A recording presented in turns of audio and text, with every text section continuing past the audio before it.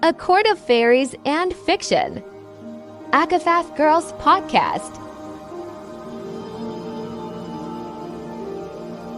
Hosts Mel and Liv. Season 2, Episode 6. They're eating the children. We're shooting the shit. All right, hello, we're back. We're back.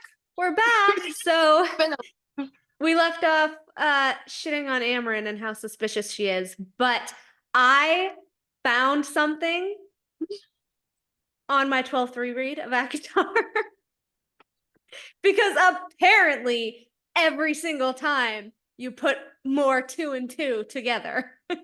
Like the invisible hands. I was just telling Olivia that when Lucian slings Feyre over his shoulder and dumps her back at the manor on Fire Night, twice he's shaking off an invisible hand, It's fucking Tamlin's phantom hands. The one that he used to keep her in her seat in the dining room. Duh. Duh. Yeah, I never would have picked up on that had you not said it. Never. I was so good. It's Tamlin's fucking phantom hands because the magic is super strong that night. He has reach. He's probably trying to sense Lucian being get the fuck to the cave, bitch. I need your help. But I quickly going back to Hofast and the thin places and all of that stuff. Guess what I found again in book 1? Book 1. Stop book it. 1, Tell me. bitch. Tell me.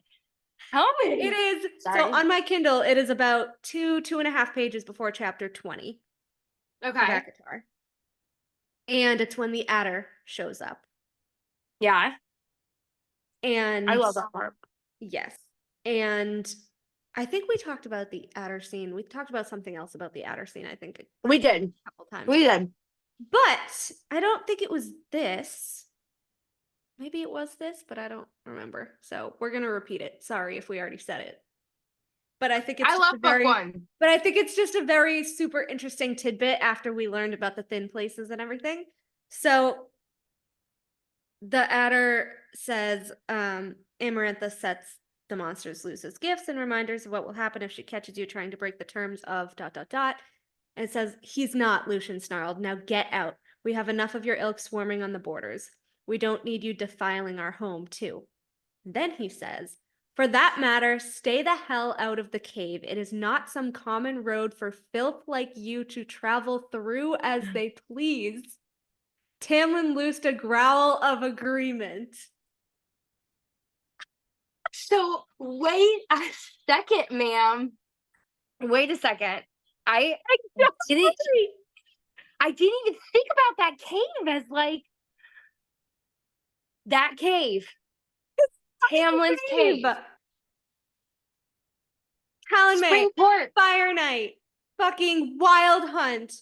The fucking cave. The cave. The cave. Oh my god. It's not some common road for filth like you to travel through as they please. And that's when Tamlin is talking about the glen and the Starlight Pool, and he's like, it's just a glen. And he's like, come on. Okay. If she doesn't take fucking us one. Book I'm telling you. Book fucking 1 will always be probably my favorite book. I don't care what anybody says. I don't care how you shit on it. There are no red flags in book 1. Don't give me that shit. I know. It was magical, okay? The fucking way that you can never tell me now that she forgot about the fucking mural. If she's connecting people going through the cave from under the mountain and shit, and we know that under the mountain is a thin place, so it's under the mountain to the fucking Spring Court cave. Yeah. And that's how the fucking monsters are getting in. Holy shit, you're right. Mm-hmm. And that's why he's like, I have to defend the borders. I have to defend the borders. I have to defend the borders. Because they were already in the borders. Shut up. Oh my gosh. She's I just love fucking that even more. sending them through the portal from under the mountain. Oh my god.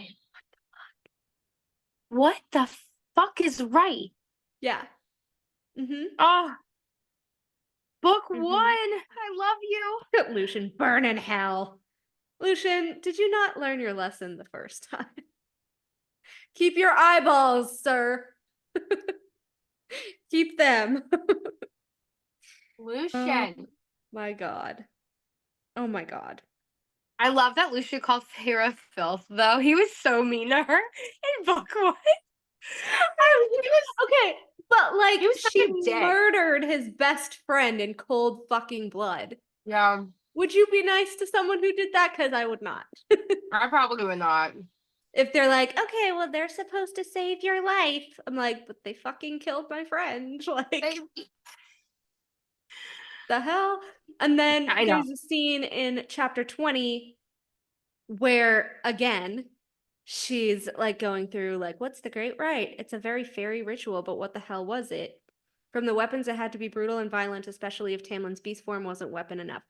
Just do it, because he said stay in your room. His canines began to lengthen. I love it. Stronger, faster the drums beat, and the muscles in Tamlin's neck quivered as if standing still were somehow painful to him. And then the whole part with, are you going into battle? And then remember, at this point, she's wearing the navy blue tunic with the gold thing on the lapel. And it says, he lifted a hand as if to touch my arm, but he lowered it before his fingers could graze the fabric of my tunic. You know, he's like memory, just memory. I'm wondering so badly if like he's so intoxicated by this magic that it's like she's like the image of her is like blurring with the image of Lauren. Like I could see that because he's like he like lowers his fingers and he's like, stay in your chamber, Farah. And she's like, but and then he's like, please. And then he like takes off running.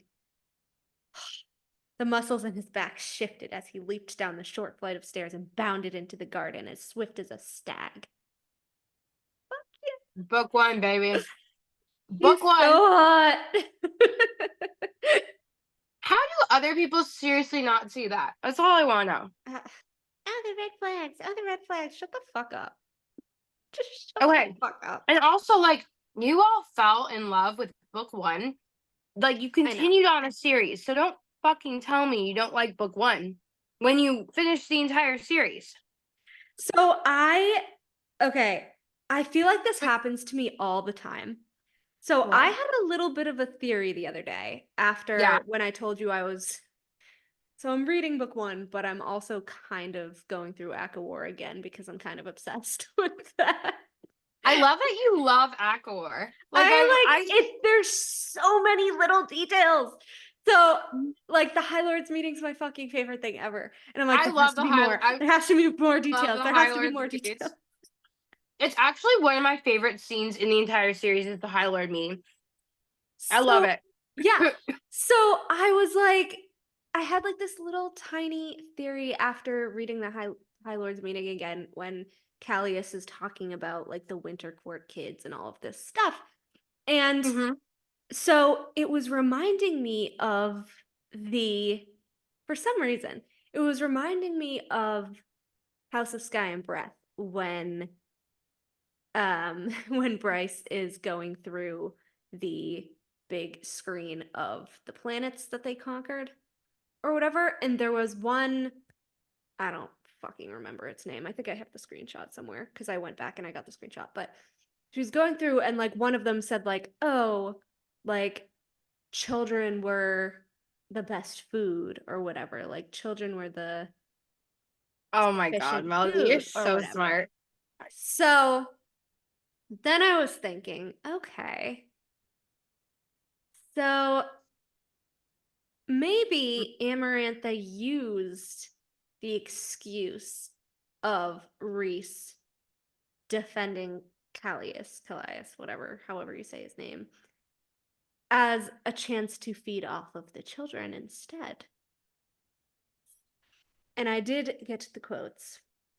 Oh my God, your melody. I'm so impressed.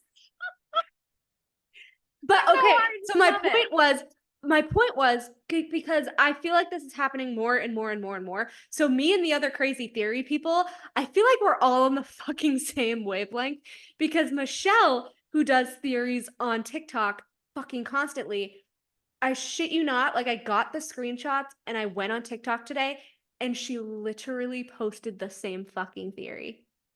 Wait. This child The feeding theory? child theory. And I On messaged her and I go, Samantha? well, now I'm not posting mine, but I'm gonna say it on the podcast because now I feel like if I post mine, it's gonna seem like I copied you. I love it. Oh my God. Crazy. So we had this whole discussion about like Ameren and the children and all this stuff. And again, I haven't finished Tog, but I guess like there was like some Tog quotes or stuff too about kids. I don't know yet. I guess we'll see. But it says okay, so yeah, this was the HOSAB one. So it says Bryce reached out to touch one of the panels. The digital note immediately appeared beside it. Organis, children were ideal nutrition, adults incompatible. Adults incompatible? So, Wait, what? so, yeah. So then if you go to, find it. Okay. That would be crazy. Yes. So it says the blight, Lucian said tightly, softly. It took out 24 of their younglings, 24 all gone. And then he says, it just ... burned through their magic, then broke apart their minds.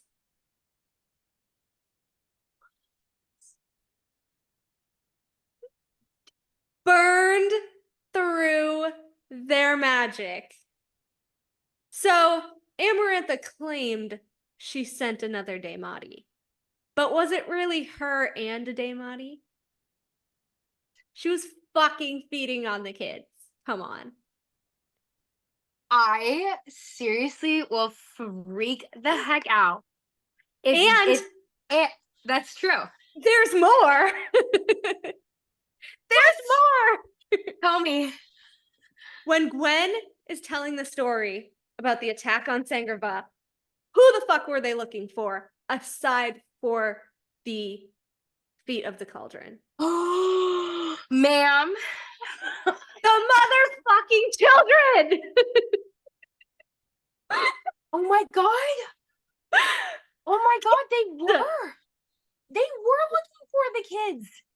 And, oh my God, it makes so much sense. It's for the Inorganis. And is that why she had to use a spell to suck the magic from adults?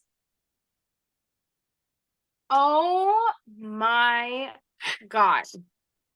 Hold on. It says... And you and Michelle both on the same day came up with this? Fucking dude. I don't know why I even go on TikTok after I think of this because I feel like we're all just on the same wavelength. And you're all reading the same. We're all like, I'm behind you guys, obviously, but I'm reading the same stuff. I'm a crazy theorist, but I'm behind you. Fucking meeting, and I was like, holy shit! Wasn't there something about kids and HOSAB? And then like it just took me down this theory spiral, and then I shit you not, the first fucking video that I saw on TikTok, and I was like, we were messaging about it. So it says the screaming had stopped and they had other priestesses with them, including Katrin, but their commander walked in and asked me where the rest of us are, and they wanted the children too. And then of course they kept demanding, where are the kids? Where are the kids? Where are the kids? And Katrin didn't answer them, and that's why they beheaded her. And then they're like, where are the kids? To Gwen, and she's like, I'm not telling you. And that's why they assaulted her. Right above them, by the way, because she had dragged the rug over the thing where the kids were and the table, and they assaulted her on that table. On the table. Okay, I was like, there was a table in there. I swear there was a table. That is crazy. Okay, but can we also take it a step further? So then is this like this is why they're so rare, right? So they're like these kids are so precious, they're rare.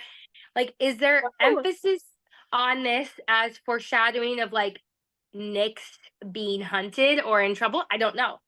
Why did Reese say, and why did Tamlin say that if they had kids with Farah, they would be hunted their entire lives? Why? I forgot they said that. Ianthe said it, Tamlin said it, Reese says it, but Reese is like, oh, our enemies will be hunting us our entire lives. What enemies, Reese? I was gonna say, so they're talking about the Asteri. Okay, wait a second, Melanie. Oh my God, you're so smart. Because then explains his freak out. I know we all. I have to hold on. I have to pull up bonus chapter, Michelle's. Melanie. Yes, I have to pull up Michelle's and see what she has for Tog because I haven't. Where is it? It wasn't. They're not talking about the witches in Tog eating those little girls in the beginning, are they? I don't think so. Let's see. Okay. Remember Ansel's friend and his She has and a Asteri note. Oh yeah, she also she actually added, which I actually, well, yeah, this could go into my theory, but she had a little note that said, in Hofast, the Asteri targeted Asphodel Meadows and its children, mainly as a blow against Bryce, but was this also used to feed on their kids before they faced her? Possibly. Oh my God. But then everyone's like, well, the humans don't have magic, the humans don't have magic. But true. Would they have magic like the Tog humans if they don't have the parasite? Is it just dormant? Did they kind of do a different parasite for the humans? Or maybe the humans do have magic, but because it's so little and the Asteri are sucking from them, it just presents like they don't have any magic. Have any? Interesting. Or at least the children. I don't know. That was my little note on that. But it also kind of like Dorian was human. He had magic. He was. The Thunderbirds had magic. I have a question for you. So are the Thunderbirds just, I don't know, are they just stronger than regular humans? Because their magic comes from a prince of hell, which the Asteri cannot draw from because they're equal in power. Because we know the Thunderbirds came from Apollyon. Are there Thunderbirds in Tog? I don't know. Do you see? Because you're farther than me. No, not so far. Really? Yeah.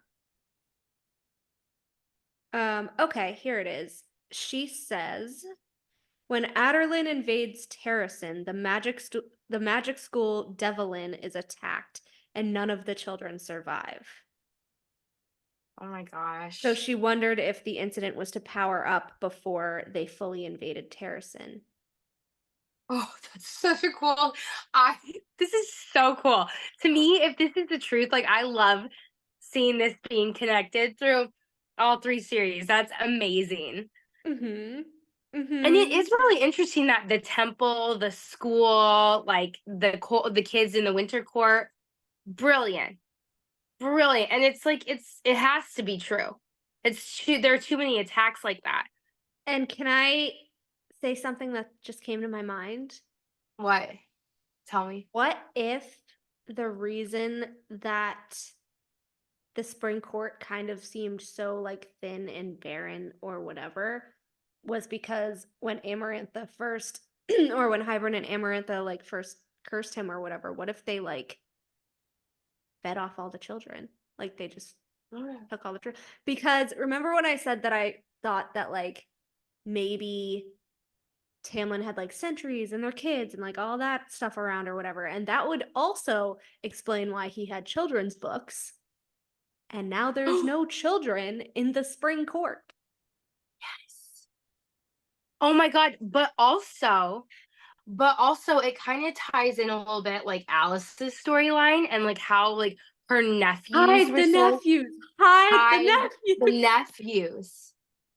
Because she killed Nostrus and his mate and his children. Okay, I am obsessed.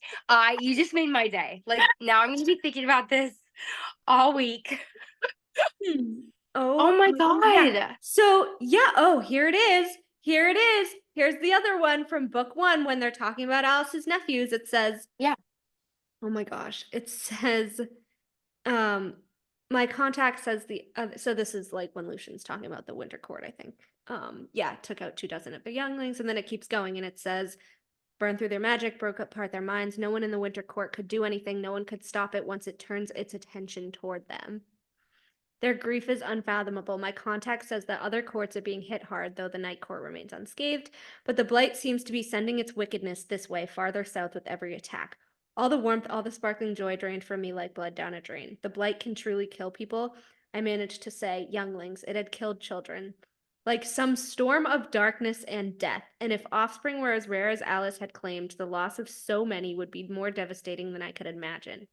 Tamlin's eyes were shadowed, and he slowly shook his head as if trying to clear the grief and shock from those deaths from him. The Blight is capable of hurting us in ways you ... And then fucking Reese comes in.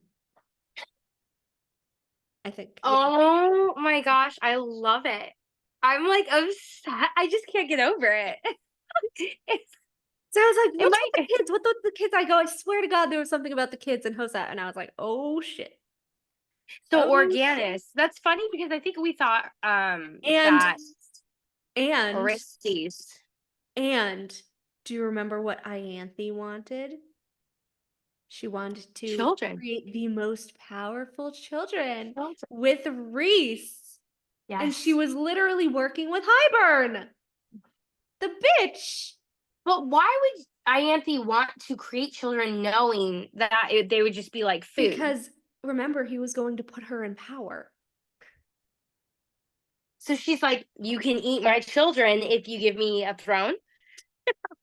She was awful. Oh my God. While the 7 High Lords ruled Prithian from thrones, the 12 High Priestesses reigned from the altars, their children as powerful and respected as any High Lord's offspring. And Ianthe, the youngest High Priestess in 3 centuries, remained unmarried, childless, and keen to enjoy the finest males the land had to offer. Fucking hoe. I know, she's awful. The finest males. Of course she only wanted Lucian. I mean, let's be real. Well, she wanted Reese initially, but then she came to Lucian. I just looked up the word children and so many times. Really? Yeah. Your children will have such power. Yeah, when she's talking about Reese and Feyre's kids. Okay, yeah, here it is. I think this is it. Oh, yeah, here it is.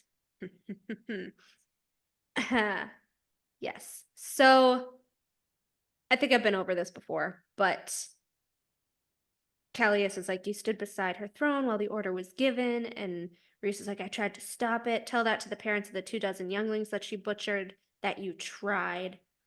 And, it says, so killed by the Blight, killed by Amarantha. Okay, so it was Amarantha. Oh, so they admit it. Okay. Yes.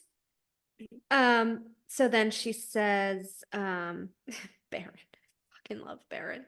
Says the woman who gave an innocent girl's name in her stead for Amarantha to butcher as well. You know what's so funny to me is like Baron sucks, but like he actually just kind of spits the truth. Have you realized that? He has points. Winter had rebelled against Amarantha and the children. That had been Amarantha's answer, her punishment for the disobedience. Hello, everybody. Hello. We're back. We got cut off again last time. It's been a rough freaking year, man. 2024 has not been my year. My kids are just wild and feral, and so we always have to like clip it and cut it. It's so awkward. It's super awkward, and I'm so sorry. It's okay. It's fine. We make do. It's good. You know So what? we are filming now, I believe, will be episode 6. Because again, we film like a week or so in advance. So episode 5, it's only an hour and a half. Woohoo! Because you fucking heathens didn't want to vote. I love it. And I love it. after I was I told you. After I was like, the votes always sway what I want. I knew. I told you so. I told you so. But it was only like 52-48. So it was close, but it was close. But see, I don't know. Now at least we have some clips for next week. I don't know. we got some. Anyways, we left off with, you said, I think, one of your favorite theories about Amarantha and Hybern and them eating the children. Yeah, Eating it's the definitely. Eating the children is one of my favorite theories of the week. Just let that sink in. No. Yeah. So we went over like the spring court stuff and the winter court children at the Hybern meeting or whatever. And like, I, like, right after you had to go, I was thinking, and I was like, holy shit. And I was like, yeah, they have to be. They have to be. And Amarin has to be as well. Because I wrote this down. I just said, Oh, good. I love it. I just said, so Amarin drinks blood. Or drank blood. Did drink blood.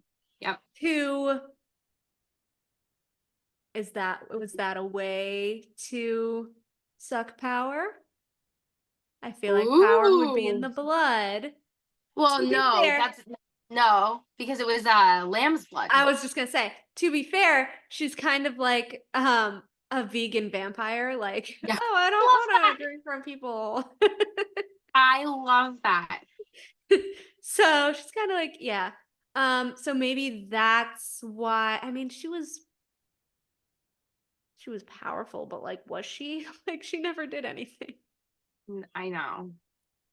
Except for when she took herself out of the body, bound herself from the body, right?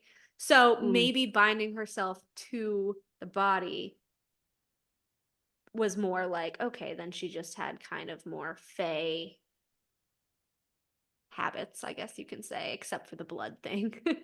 Yeah. She still had to drink blood. Yeah. Because I think I mentioned, we don't know what the Asteri ate.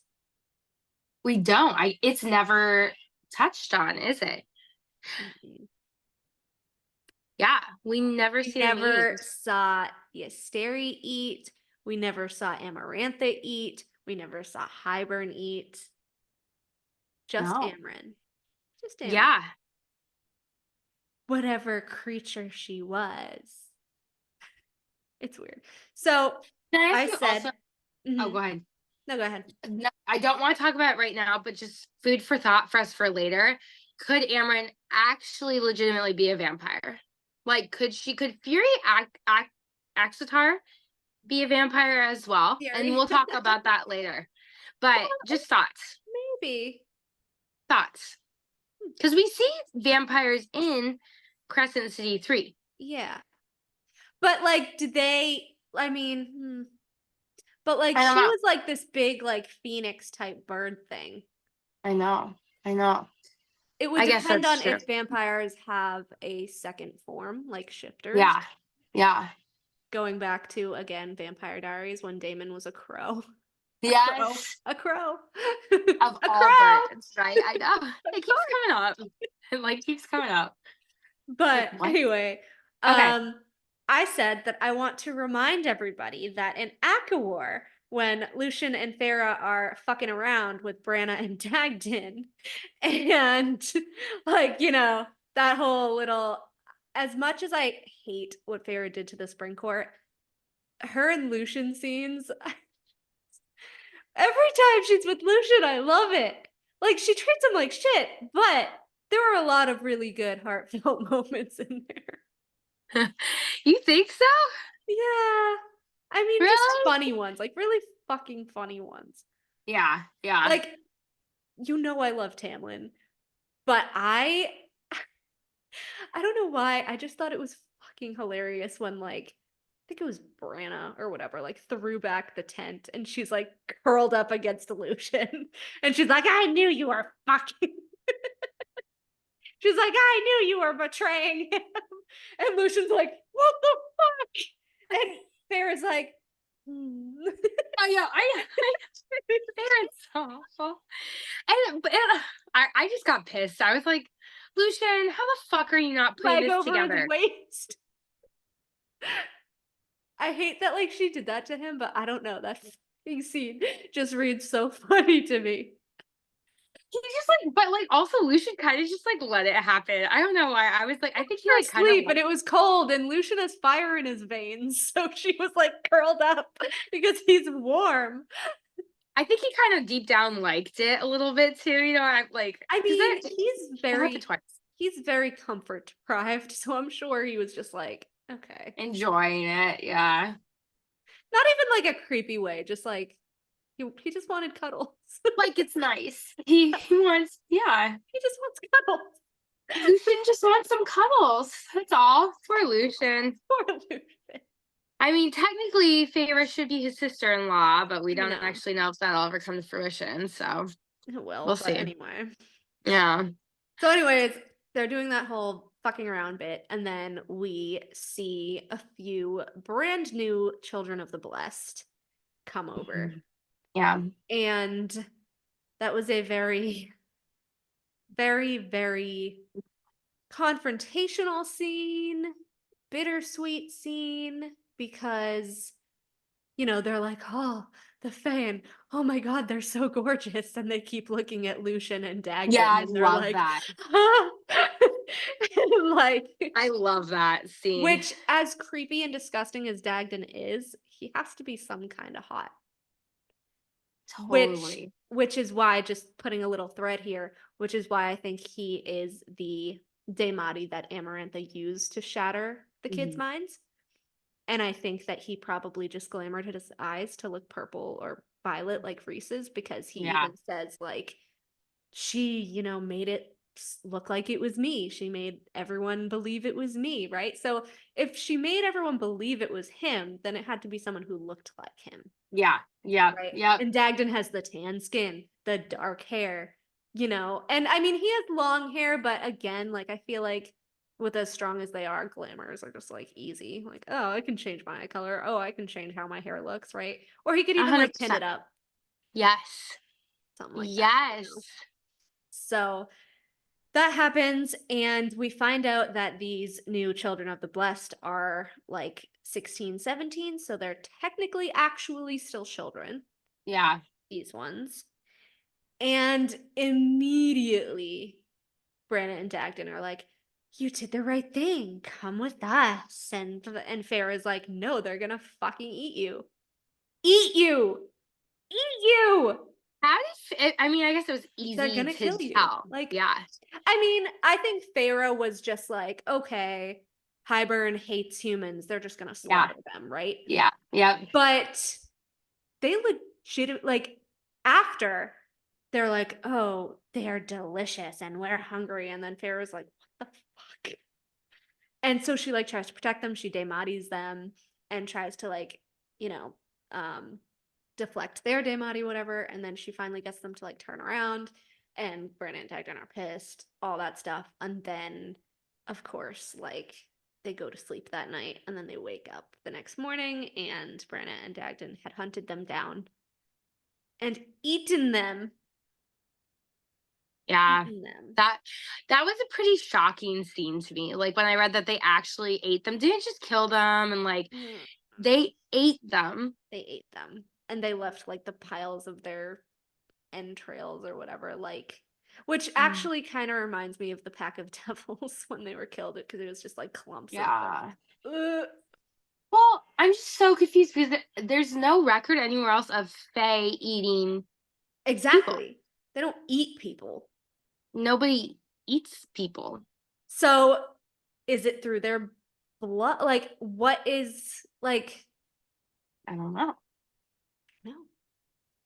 Unless they're going to do this sort of thing where like humans do have a little bit of magic and they just don't know and they don't tap into it because like Tog, like Dorian had no idea that he had magic at first and stuff Yeah. like that. And we know that the Archerons had magic when they were human, basically at this point. So I don't know. They ate them. It doesn't it just make you wonder, like, what are the type of fae on Hybern Islands? And I'm very confused by that because, like, I feel like it wasn't very well described or discussed in Akamath and Akawar. You know what I mean? Like, so there's basically what you're telling me is that there's this king. He believed in having human slaves.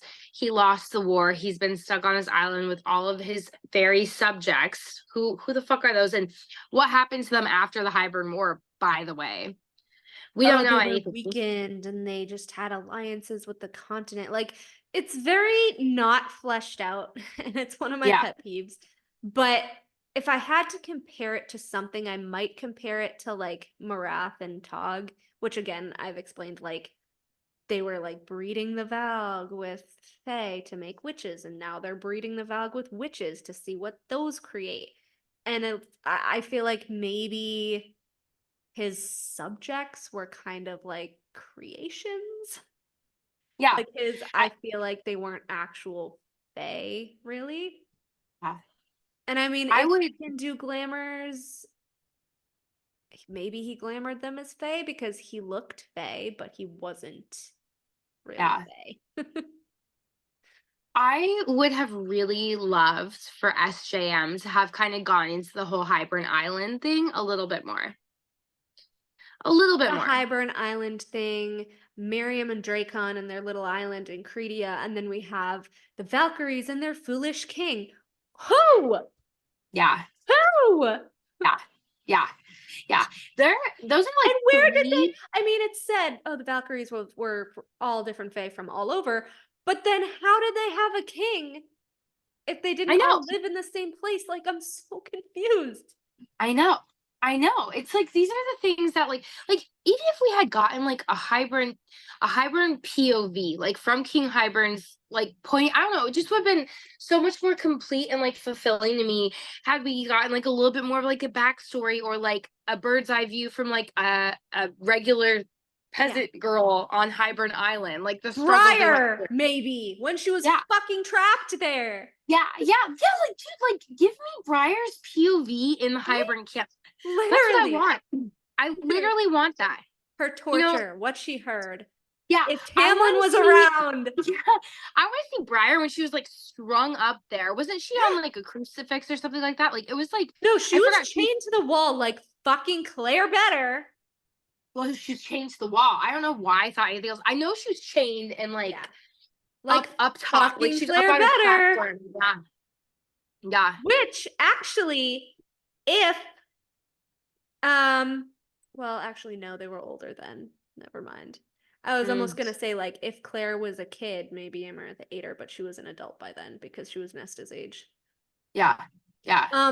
But yeah, Briar was like the exact same way as Amarantha, almost. Dude, that's crazy.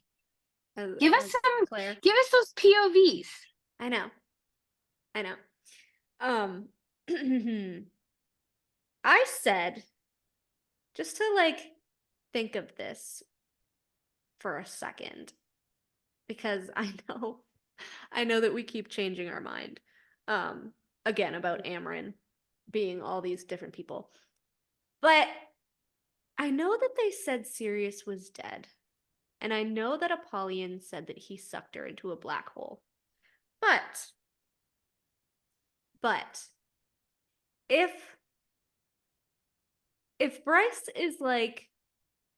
and Thea were really the only people who could create black holes, and Hell has rifts to other worlds, what if Apollyon thought he was sucking her into a black hole, and really he just tossed her through his own rift? So I would love that. I absolutely would love that. But then why would Amren's story not line up with that? Unless she Well, doesn't want. she doesn't really want, I think she doesn't want anyone like knowing that she knew Vesperus, maybe. Well, she keeps saying they'll remember that they still haven't caught me or something like that, or they still don't have me. Who will remember? I don't know. Oh, well, that she was talking about like escaping the prison and how they haven't caught her and put her back there or whatever. Oh. But like Reese is the High Lord, so like I know that doesn't make sense to me. hmm. Like if I were to say anything about Amren, I would probably go with that Amren is an Asteri theory. I think it makes the most We know that sense. they can change their bodies. She bound Yes. herself to a Fae body. We Yeah. don't know how she did that. She's lied about it twice. Her Yeah. timeline doesn't add up. The She timeline wanted doesn't add. nothing she wants nothing to do with talking about the prison ever. So you have to think, like, did she know Vesperus was there?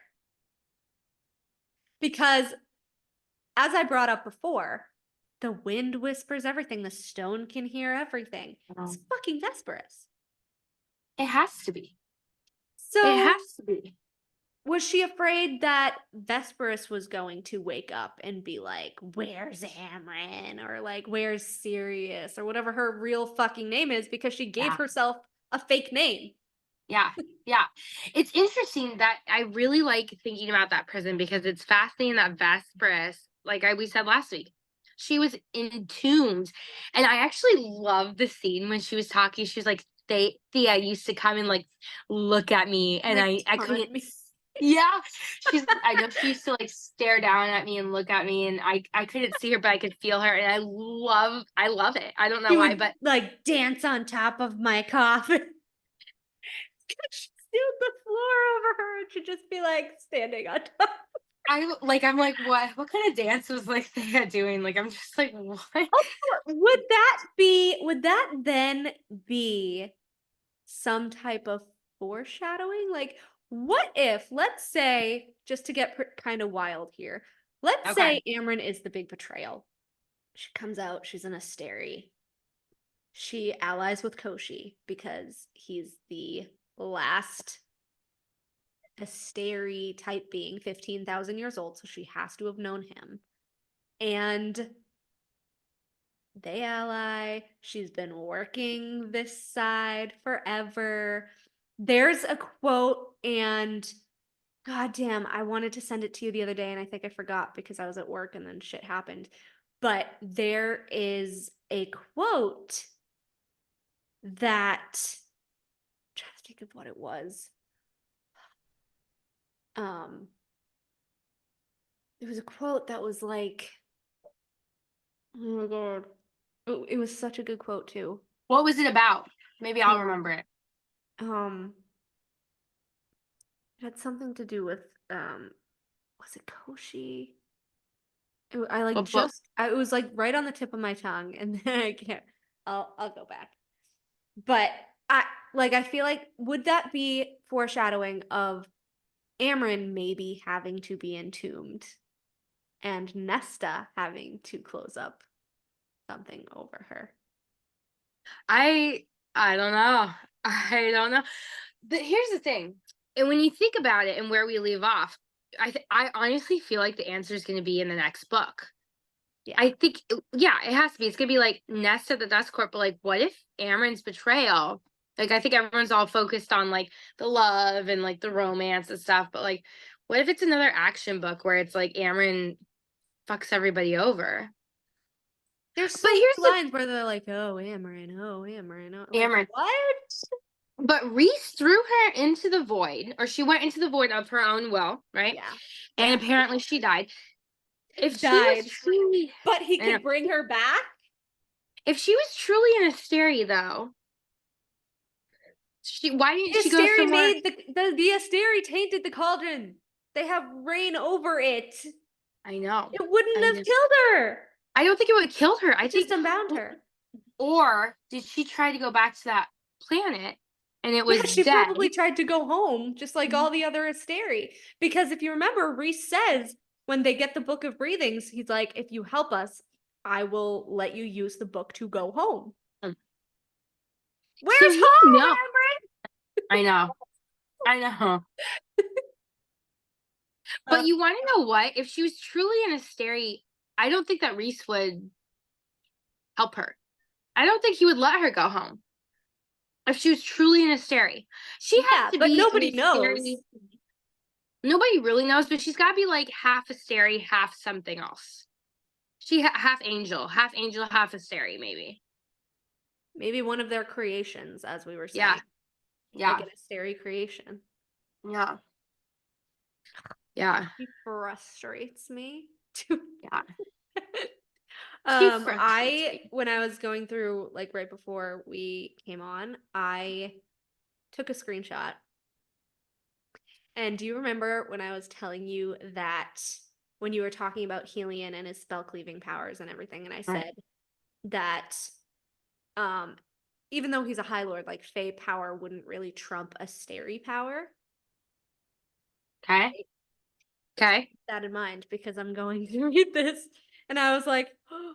So this is when they're looking at the maps and they're trying to figure out Hybern's plan. And this is right before Feyre wants to go and get Bryaxis and everything. So it says, Amren had secluded herself in a tent and would not let anyone in, not me, not Varian, not Rhysand. I certainly tried, hissing as I pushed against her wards, but even Helion's magic could not break them. And no matter how much I demanded and coaxed and pleaded, she did not answer. What was she doing in that tent, my friend? I know she's reading the Book of Breathings, but... And also, whatever the Suriel had told me to suggest to her about the book, ... she deemed it more vital, it seemed, than even why I had come to speak to her. Amren? Why are your wards so strong, Amren? Yeah. Why are her wards strong? And have we seen any Feyre, instances... Cursebreaker, Helion Spellcleaver, none of them can get past Amren's wards? Yeah. That blows my mind. Which is exactly wards though? Which is almost exactly like Hybern's wards, but that just makes it weirder because when Feyre exploded with Helion's light, she banished Hybern's wards. That's why they could get out. Yeah. So, I mean, it could be possible for her to be an Asteri creation, but I don't think she is. I think she actually ranks above Hybern because as I sent you, I think the other day, I don't know if you saw it, when she comes out of the cauldron, and I think I voice noted you, or maybe I forgot, but she comes out of the cauldron, and among the like wings of fire and everything else, it says she has a crown of incandescent light. A crown. She has to be like a ruling Asteri. Like, that's kind of what convinced me that maybe she is serious, and maybe Apollyon thought he got rid of her and he just sent her through a rift. I would think that, or SJM is gonna do something new and she's gonna be like Amren was a god, because our next series is Twilight of the Gods, and maybe but the Asteri are gods. That's the thing. They are. It's so confusing the way that she words stuff. You know what I mean? Because like what she calls a god, she calls like they're all gods. Everyone's gods. That's what I mean. Like everyone is a god. You know, like we don't ever have someone like we've got like a bunch of death gods, we got a bunch of random gods. Like where are we drawing the line here? So what if she's just a good god, you know? But then it says,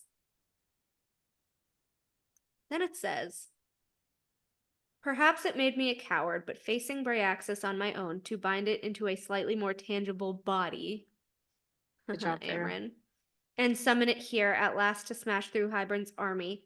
Amren would be better at the talking and at the ordering. so she can order people. She's very You can order knowledgeable. lesser beings. Yes. Hmm. Yeah, I just love that she was like, I don't care what you want. I'm not coming out of this deck I love it. She like did not answer her. And I just at want to all. know like what were you doing in there, What girlfriend? are you doing What are with the you book? doing? What are you What are doing you with doing the with book, that book? Amryn? What about it, Amryn? So first of all, Ferris says she's talking about Highburn, and she's like, oh, Highburn would do this like just to get back at me and my sisters because he's fucking petty like that. And I they're love like, it. just to get back at 3 humans? And she's like, yeah. And then Moore's like, yeah, he's been petty since the first war. And Bear's like, yeah, I killed his priestess. His priestess. Thank you. Not Tamlin's. I Yeah. killed his priestess. You took from his cauldron, I said to Nesta. And you, I looked at Elaine, stealing you back was the final insult. He wanted to make her his queen, I swear to God. Elaine? I think so. Really? What makes you say that? I kind of love that theory though. Because Because he why was take like, her? yeah, because her beauty could make kings fall to their knees. Like, he was like all over her. The cauldron was all over her. If the I cauldron was know. made by the Asteri. Evil Elaine. Yeah. Evil Elaine. But you can't also tell me that it wouldn't help to have a seer in his entourage. Oh yeah. Oh, totally. Like, Totally. totally. Totally. Yeah, she was like, oh, we were all made, all 4 of us. Kind of weird. And then she was like, there's a third, it's Miriam. Because Miriam was brought back with a dread trove item way back I when. forgot. And everyone forgets about that. I forgot about that. So she's mortal with an immortal lifespan. Yeah. So, my little thought about that is if she does the Minorian book and she wants to do a crossover and she wants to open the gates, are they going to give Dorian an immortal lifespan to be with Manon? Oh, I love it. Hell yeah, dude. Let's do that. I don't know which one. I'm assuming it's the harp because we don't know everything the harp can do. But Because he I mean, granted, first of all, it's weird that Dracon as a seraphim could grant, first of all, bring his lover back from the dead and then grant her an immortal lifespan while keeping her mortal. yeah. Kind of weird. And now they have the cauldron, which is also weird. And it's weird that they have the cauldron. I always thought that was so strange. So like, You say this all the time. You're like, why the fuck do they have the cauldron? did anyone just nobody else find that just so bizarre? Like, we don't know these people, and they're like, you seem like the right people as long as Reese knows them. to take the cauldron. You're the right people to take the cauldron. How? How do we know that? Who the fuck are they? It was the weirdest thing. But yeah, so with all of SJM's talk about wanting to open the portals again, and then the book she's really excited about, and I was like, are they gonna pull a Dracon and Miriam? Are they gonna grant him an immortal lifespan to be with Manon? You can't tell me that book that she's not excited about is not Tog. It has to be Minorian. It has to be Minorian. I'm just like, I just got to the part where they're kind of flirting and he's still Valg and it's kind of weird, but I'm not there yet. They're sexy. I'm still not there. I don't, maybe I'll fall more in love with them in the later books, but right now they're just kind of reminding me of Nessian, and I'm just, Are they really? Yeah, because they're like the Nessians? They're just very like flirty and bantery and Yeah. I know people keep saying Manon is like queen, so I'm curious to read her character and see what she's like. Yeah, I don't know. It's just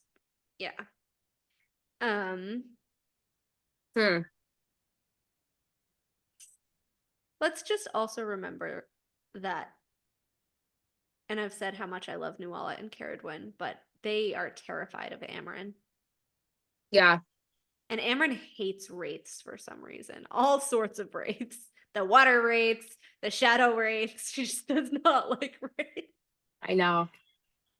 Why? Well, you want to know what? Amarin has brought up wraiths and like nymphs 2 or 3 times. So Amarin is like hanging out by the water, right? Like the first time we just know she doesn't Well, she like almost wraiths. drowned with Feyre, and then they saved Feyre because of which.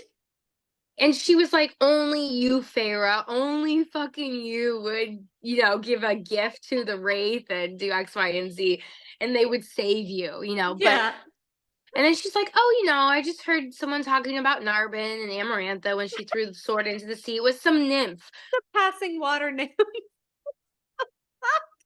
A passing There's no water goddamn way you heard it from a water nymph, bitch. You had that information tucked up in there. How does she know anything about Amarantha when Rhys supposedly trapped them in Belarus? You're really stuck on that. I know we talk about that all the time. Like, I am not convinced that they were I honestly don't think that they were all trapped in Valaris. I'm not convinced Amren of that. can get through any fucking ward, apparently. So she was probably just gathering all this shit. Like, if she's an Asteri, if Amarantha was an Asteri, can they? I don't know. My only other thing that I have thought on multiple occasions of Amren is that she could be a dragon, and we have now met an actual dragon, Ariadne, in Crescent City, and she distributes like dragon-like traits, right? Like she. But I don't think Ari drinks blood. I don't think we've ever seen Ari eat. We've never seen Ari eat. True. And she likes jewels, and she collects them, and she does puzzles, and she was like, the female shape seem more like she kind of seems like a dragon to me. You know what I mean? Yeah. I don't know. I would kind of love to see. I sent you this, and I sent you a lot of things, and I know you were busy, but I actually think that we got it wrong when we were talking the first time about the Book of Breathings talking. Okay, I remember when we were talking about this. Yeah, not the time. It was the spring. Not the time when it calls Feyre like the Lady of Many Faces. That was like that was like the second time. I think the second time. But the first time we see it talking is with Amren and Moore. Amren and Moore. And I'm going to read this scene because I was like, we're not monitoring you, Moore said, tapping her foot on the carpet. We're monitoring the book. And as she said it, I felt it, heard it. Amren had placed the Book of Breathings on her nightstand, a glass of old blood atop it. I didn't know whether to laugh or cringe. The latter won out as the book murmured, "Hello, sweet-faced liar. Hello, princess with... ... Oh, be quiet, Amren hissed toward the book, who then shut up. Odious thing, she muttered, and went back to the tome before her. Rhys gave me a wry smile. Since the two halves of the book were joined back together, it has been known to speak every now and then. What does it say? Utter nonsense, Amren spat, scowling at the book. It just likes to hear itself talk, like most of the people cramping up my apartment. Princess? Princess with what? Sweet-faced liar and princess with... And then she cut it off. So either those are both Amren, both Moore, or the liar was Moore and the princess was Amren. And it was Amren, sweet-faced liar, totally is Moore, and princess has to be Amren. Hello, princess with... Princess with what? Because she has a crown. Yeah, she came out with the crown. Holy shit, so Amren's a princess. That's why she can order fucking people around, and... Yes! That's why Feyre said that Amren's better at the ordering, because Amren's used to it. Amren's done that before. She can order around all these little creatures, which I would say, is she a princess of hell, but she still could be a princess of hell. Because we don't know We much don't know what about they it. eat either. No. I No, don't we know. don't. And we know that they're very morally gray, obviously. I think they're hilarious. But also I think Amren's kind of hilarious too. So she kind of fits in with the Princess of Hell too. But Yeah, I could see it. I don't know though. Because then the cauldron probably would have just incinerated her because it's made by the Asteri. And they hate hell. That's true. But Unless we haven't met. You know what I mean? Like Twilight of the Gods, maybe it's Amren's story. Maybe that we haven't met those characters yet or that world. or when they say / assume that there's 7 princes of hell, who's to say there isn't actually 1 or 2 princesses instead? Yeah. Yeah. They just like say that. Yeah. Oh, they're in different worlds. But then I was like, but Thanatos is already there. Yeah. But And she claimed to not know the names of the princes of hell. It was really weird. She's like, oh, I don't know those people. that was very suspicious to me though. Because she I was don't know trying them. really hard to be like, I don't know. No. I know she was. I don't know anyone by that name. I swear to God, I don't know anyone by that name. We've never heard. I know. We don't know anybody by that name. Liar. Liar. What if she's like a witch princess? I don't know much about the witches, but Like Manon. kind of like Manon. Manon would lick blood and stuff. Yeah. Yeah, that's what I was thinking about. Yeah. I mean, she could be. I mean, the Iron Teeth witches, I think, are the most ruthless. Mhm. Actually, she could be a Kraken witch, though, because they had more Fae-like traits. Did they? The Iron Teeth witches heavily swayed toward their Valg side, which is why they were very like ruthless and bloodthirsty and all of that stuff. And like Okay. obviously they have the iron teeth and everything.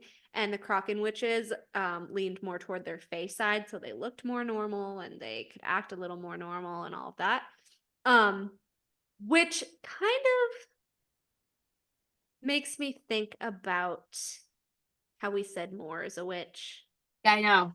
And how maybe she is a watered down Iron Teeth witch, and that's why they More. the Morgan and the war and everything, which I've explained. But Reese has a quote, and you're gonna remember this quote, but Reese has a quote where he says the last time that Amren and Moore had a brawl, they reduced his favorite mountain home to cinders. He was like, it was so bad. My house was fucking destroyed. My favorite mountain house was destroyed. And I'm like, oh, you had like a 7th house, Reese. I was gonna say What the fuck? my favorite Your house. favorite one was destroyed. I know. Well, that's what you get. I do. I love it. I just love these characters so much. I just love it. Well, I'm starting to think that the Night Court is like home to all the dark evil, like not evil, but you know, these creepy monsters and witches and maybe more in Amren are of that. But then SJM described her as a biblical angel, so it still doesn't make sense. And like we know nothing about her fucking mom again. Oh, and there was this very weird quote about Kier. And well, maybe I love not Kier quotes. maybe not weird, but it kind of stuck out to me because everyone's like, he's awful, he's awful, he's awful. And obviously we know what he did to her, so he is kind of awful. Yeah. But Moore and again, they're all in the war tent, they're going over the maps, all of this stuff. And Feyre has this little like monologue, and it starts with Moore. It says, not Hybern style. He doesn't establish patterns. He knows we're into his first method of stretching us thin. Now he'll try another way. And then it says, as she spoke, Kier, standing with 2 silent Darkbringer captains, studied her closely. I braced myself for any sort of sneer, but the male merely resumed examining the map. These meetings had been the only place where she'd bothered to acknowledge her father's role in this war, and even then, even now, she barely glanced his way. It was better than outright hostility, though I had no doubt Moore was wise enough to not lay into Kier when we still needed his Darkbringers, especially after Kier's legion had suffered so many losses at that second battle. Whether Kier was furious about those casualties, he had not let on. Neither had any of his soldiers, who did not speak with anyone outside their own ranks beyond what was necessary. Silence, I supposed, was far preferable, and Kier's sense of self-preservation no doubt kept his mouth shut in these meetings and bade him take whatever orders were sent his way. So he's not sneering at her like he usually does in Hewn City. He's just kind of like, I don't know. He's just looking at her. yeah. Oh, I don't know. It just stuck out to me because I was like, he's always like, oh, that bitch, oh, that bitch, oh, that. Like, it's still your kid, right?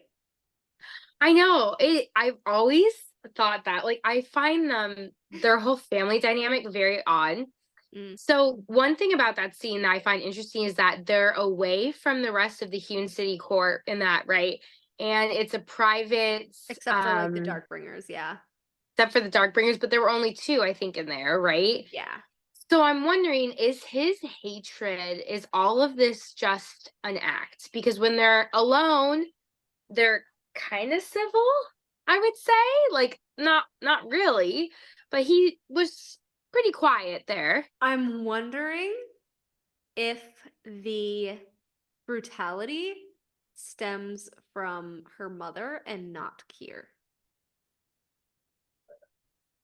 And her mother being a witch. An Iron Teeth witch, maybe. An Iron Teeth maybe witch. She's like Matron Blackbeak. Yeah. Who like tortured Manon and tortured all these witches. Yeah. Yeah.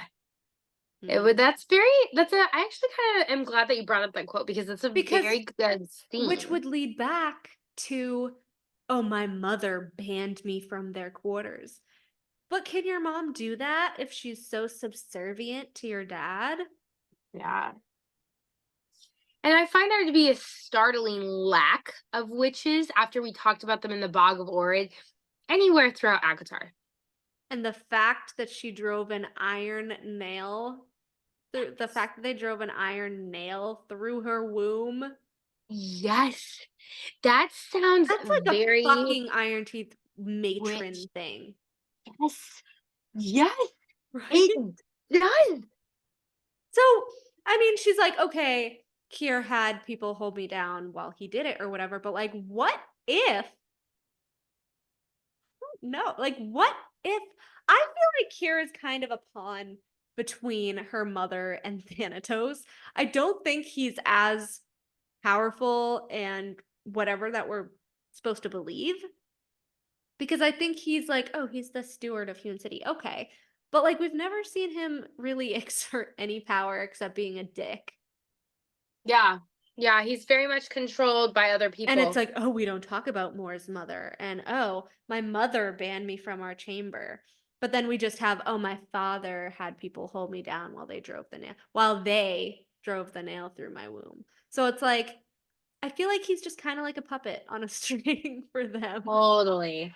I actually think that's a very good observation. And the way that the mother never speaks when they're all there, never speaks. I don't think she's ever actually been in the same room. But she has. She's always standing next to Kier, completely silent.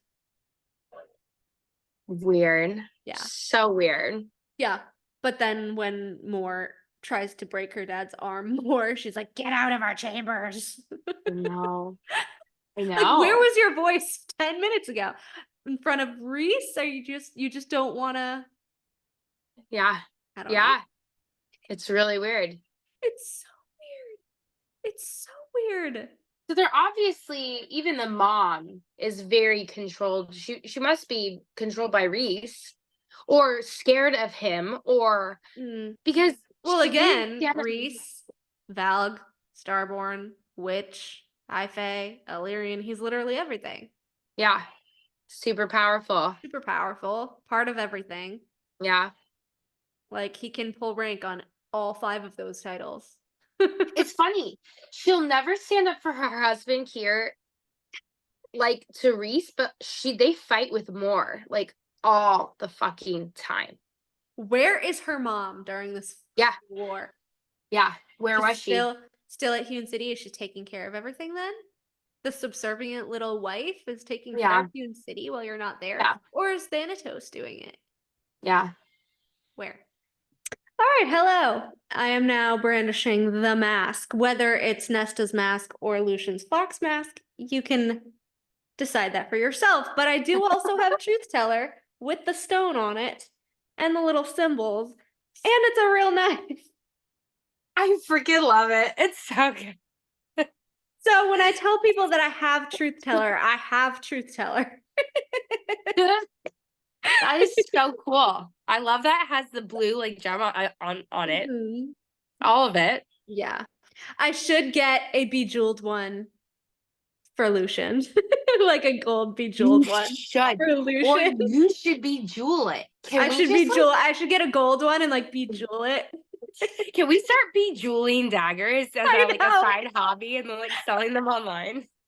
Can we be those weirdos? Like, do it. Yeah, we gotta do that. I'm like obsessed. I know Melanie and I were just talking, like, have you guys, like, to our listeners, like, have you guys ever cosplayed? I've never cosplayed before, like, ever, but like it's not out of the realm of like impossibility. Like maybe one day I'd be down to do it.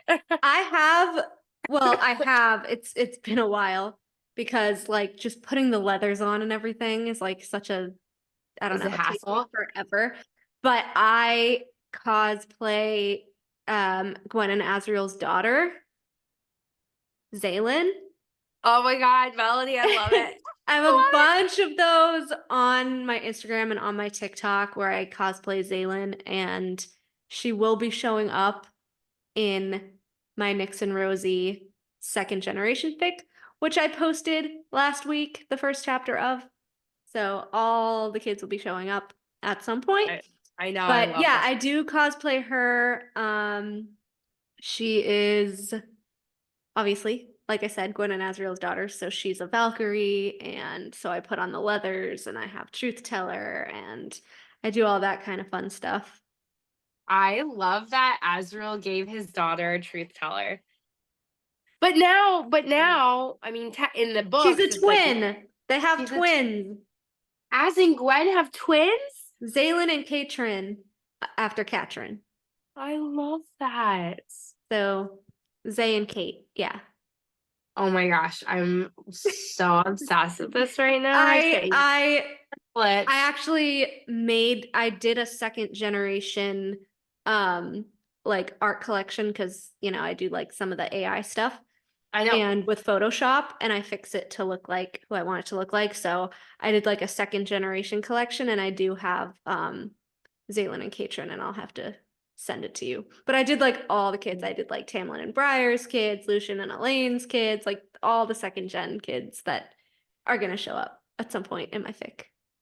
That's so amazing to me. Also, I think it's really cool, and I know that there's a whole fight right now with AI and everything, that you can go into like, it's funny to me because AI is AI, but then like you go into Photoshop and you like put personal touches on these characters. Yeah, sometimes it takes a lot longer. Really? Like sometimes it takes a long time because I'm like, I'm very specific with details, so it's never going to come out how I see it in my head. So I have to make it look like how I see it in my head. Yeah. No, it makes a lot of sense. But I love that because you have such good representation. Mm-hmm. And that also goes to show, like, on a kind of related note, like, that's why I feel like an Acotar show. Yeah. That's almost impossible, really. To your credit, I do have Nesta and Cassian's children. I'm not giving up on Nessian. I'm not. Shockingly enough, they also have twin girls. Do they really? Lots of twins. Lots of twins in this world. Very fertile inner circle babies. Gwen was a twin. So, she was. She would have twins. Usually most likely have twins. Yeah. And I don't know. I just feel like me and a lot of people just feel like Nesta and Cassian would be like twin parents for some reason. Twin or triplets. It's divided. People are like, they're either gonna have twin girls or triplet girls, but like everyone's like, he's a girl dad. He's So Cassian. That's why I like as oh my much as he God. was like, yes, Nyx is a boy, like he's never gonna have a boy. No, Actually, he in my second gen collection, they have twin girls, and then they actually adopt an Illyrian boy. oh my God, I love that so much. I'm like, I literally thinking of Cassian as like a girl dad just does something to me. I don't know why. So hot. That is like the hottest thing ever. And then I had still like love him. I had like Lucian and Elaine's. So I have in my head that because of the whole Thea thing and the female thing and whatever, and how like everyone has boys or whatever in this generation, that the next generation is gonna be like a lot of girls. So they mostly have girls, except for Eris, because let's be honest, Eris's family. Like Lady A had 7 boys. He's bound to have a lot of boys. Eris needs one girl. Like you He gotta has- give him one girl. Give he him 5 has- boys and 1 girl. So he does have 7 children, but I think I gave him 3 girls and 4 boys. So Gwen, Oh, is that's obviously the perfect. oldest. Gwen, That's I perfect. make as his oldest with, you know, his other lover. Yeah. And then the other 6 children, I have, you know, 4 boys and 2 girls. So I love it. Can we also talk about that? I feel like Elaine would be a boy mom. Elaine is like, to me, she's like boy mom written all over her. So that's funny because for Elaine and Lucian, which I don't know why I have it in my head that like everyone is gonna have twins for some reason. I just kind of do. So they have a daughter, Lucia, after Lucian, I love that. which actually in my fic, she's Lucian was named after Lucilia, which was Lady Autumn's twin. So Lucian was named after her, and then after love their you. first daughter was named after him. So they have like a singular daughter, and then they have twin girls, Ayla and Lux, which both mean light as well. I love that. And then they have a son. And then they have a little boy. Like their youngest is like a little boy. I just feel like I could see Elaine just like totally carrying that little boy and like loving him so well. And I don't know, just like, yeah, it's really so cute. sweet. It's really You know, it's funny to me that like the fandom real like gripes about some of the kids storylines and like them having babies. They And like hate that. I don't get it. I do understand it to an extent, but like I also kind of love next gen. Like I kind of love like see these characters as parents and like these little kids. Like I personally am like really invested in Nyx for some reason. Oh my God, that's why I started his fic. I literally could not get him out of my head, and I couldn't get Tamlin's daughter out of my head.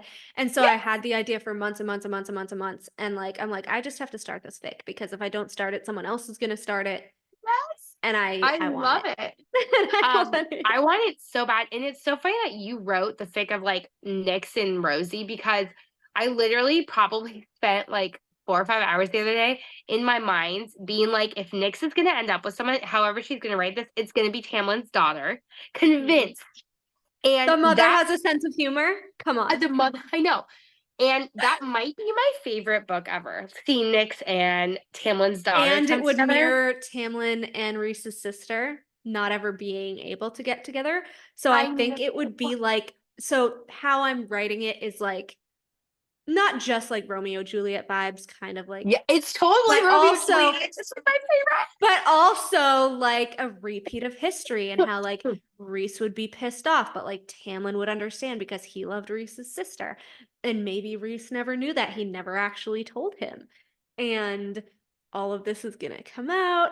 And I actually did a little twist with it that someone commented like, oh my God, I'm so excited to see this, where Tamlin's daughter's actually the warrior, and Nyx as an Illyrian actually doesn't want to be a warrior, and he wants to be a scholar, and he's more of the nerdy boy. Yeah. So it's more like nerdy boy and warrior girl, which is completely weird for the courts that they come from. Yeah. Where it's like, we basically had like the kids each other should have, you know? I love it. It's so cute.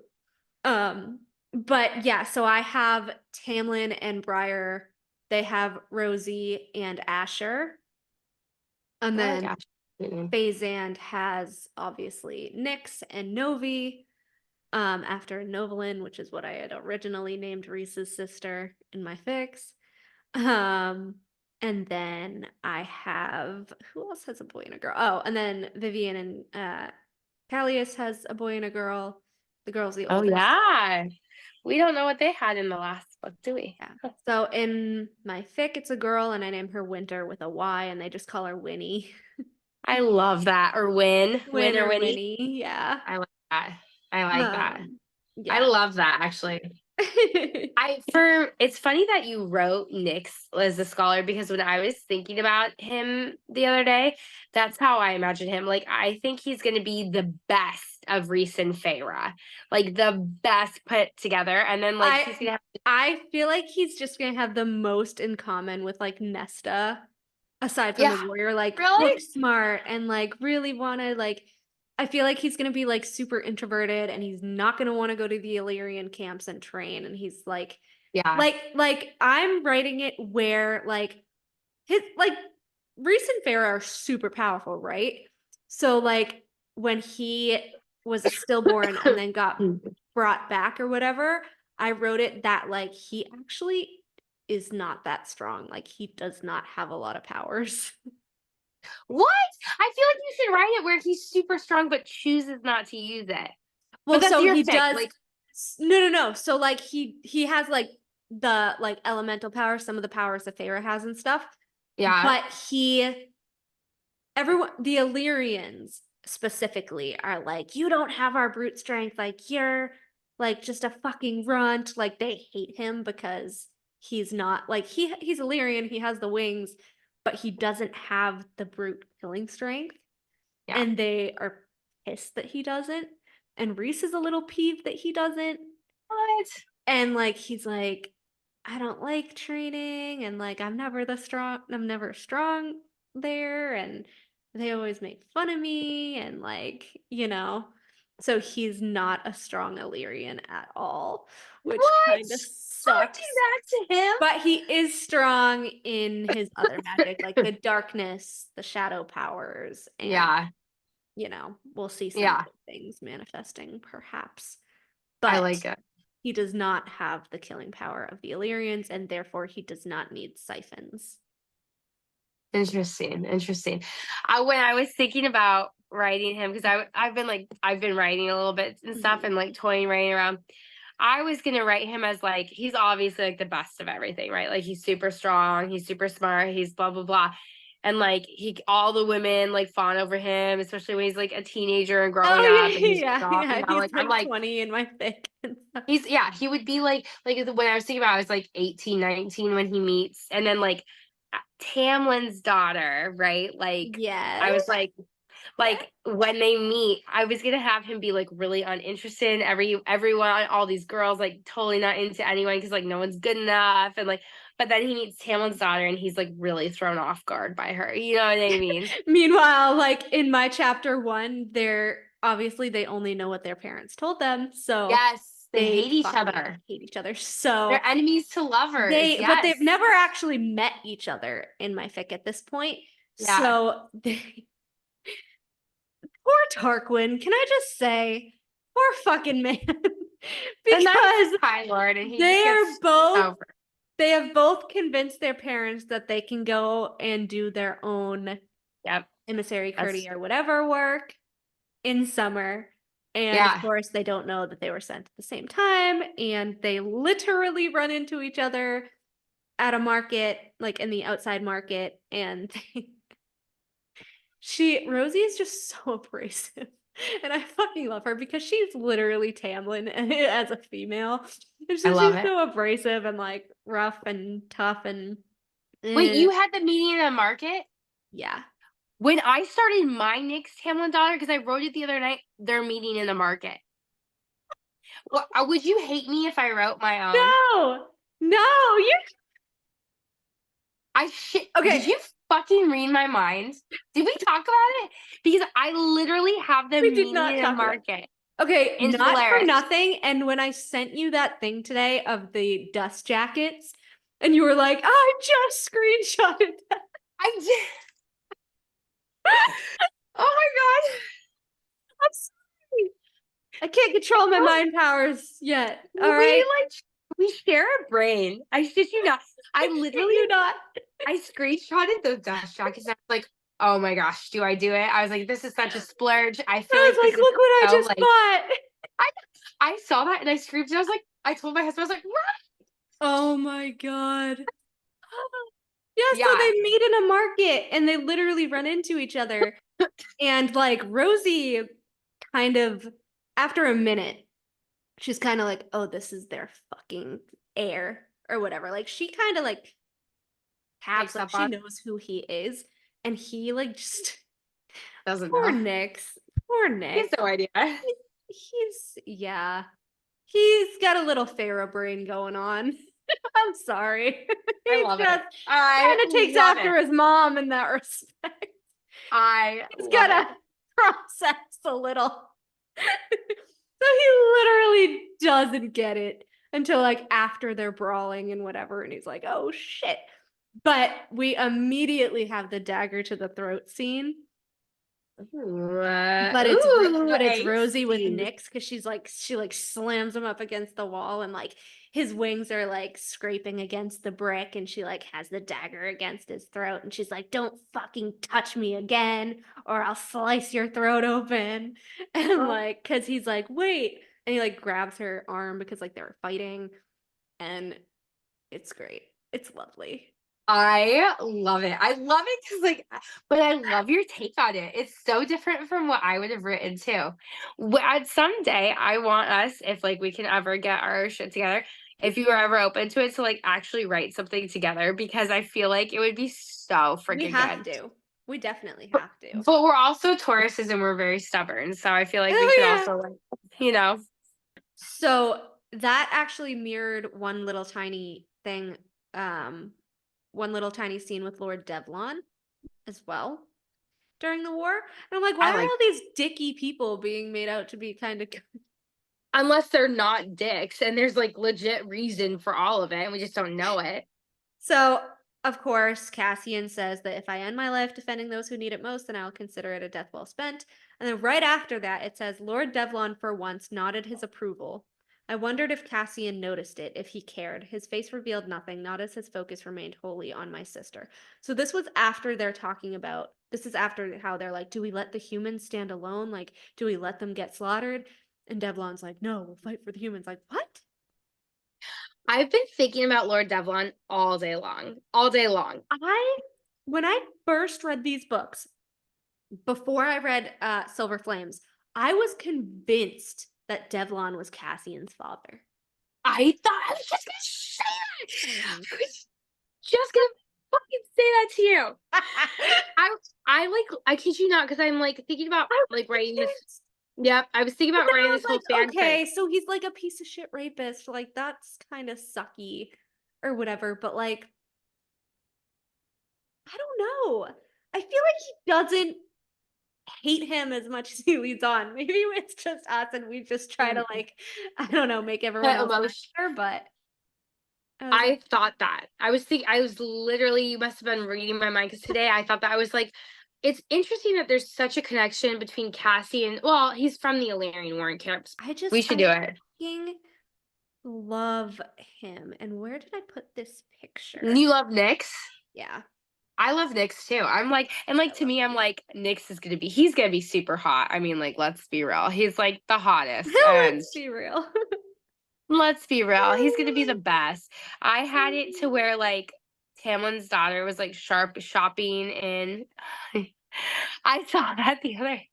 I saw that when you posted it. I was like, and then when I saw it, I was like, holy shit, she has the same exact idea. You saw the reel that I made with all the Pinterest stuff? It Oh was my so God. good. It was so good. I They're totally gonna end up together. Are you kidding me? God, I will be She so has to disappointed write if they it. don't. I'll be so I know. disappointed if they don't. Oh my God. Also, I did put in the little detail where when she gets mad, her little canines lengthen. I like it. I like that detail.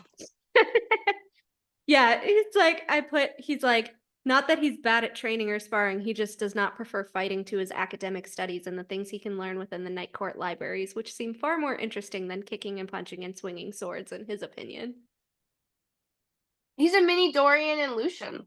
Yeah, his uncle Cassian and his father had been upset at him lately for slacking and perhaps purposely missing some of his sessions. Being Illyrian and having so much control over whatever supposed killing power he has, which has yet to truly manifest. He supposes that maybe he was born broken. Foolish thought, though. He was technically born dead. Maybe that made him some weird fucked up thing. Not a high fae, and certainly not a warrior Illyrian, just a nerd. I love it. I love him. Oh. And we were supposed to get more Nicks in CC3, and we got no Nicks in CC3. No. We waited 2 years and no Nicks. No Nick. What the hell? No Nick. So he's about like a year old at that time. I know. Yeah, he's like a year. He's like, her canines are drawn and her claws extend from her fists. Let's see that Illyrian training, ilk. I'd rather not hit a female, he drawls, channeling that easygoing regality of his father the best he can. Yeah. Her eyes That's how I glow with found him. an inner rage and challenge, a gleam of sudden understanding within them as she snorts. Then you must be a coward just like your parents, Nyx Astria. Their last name's Astria because I can't I prove like the it. moonbeam thing, so. Yeah. You would rather play dirty and ruin lives in the shadows instead of confronting people face to fucking face. Nyx lets his talons darken his fingers and grow into sharp points, the dark version of her shining bone yellow claws. That's it. And then he like lunges and then she lunges and then like all the vendor stalls collapse and like fucking poor Tarquin. Tarquin's dealing. He's like, second gen sucks just as much as first gen. People run Fucking for cover as really they hard. fight in the street, light and dark colliding in cracks of energy above them like thunder and lightning. And then and then Cressida and Varian pull them apart and they're like, what the fuck? Both of you are going to shut up and come with us now. Yeah. Rosamund, and he's like, Rosamund? She's like, yeah, what's it to you? Oh yeah, he calls her Rosebud and she gets really mad. Oh, he can't He's do like- that. He's like, when I call you Rosebud, she's like, lucky guess. Tamlin's daughter, I should have known. Well, you're more obvious than me, apparently, Lord of Darkness. What, Daddy gonna lock you up and throw away the key for a little tussle? Oh, he's getting dirty. He's Yeah. playing dirty. And then, like, Cressida goes, enough of the arguing. I don't give a shit what history is between your families or between yourselves. What I care about is how you act when you were in our court and not your own. Oof. Oof. Get it, girl. I'm beginning to understand why Pharaoh was so impulsive back then. Must have been the goddamn age.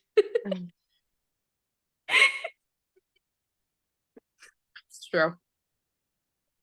It's true. Yeah, they're like, and then like they get to actually talking, even though it was kind of blah, blah, blah. And she's like,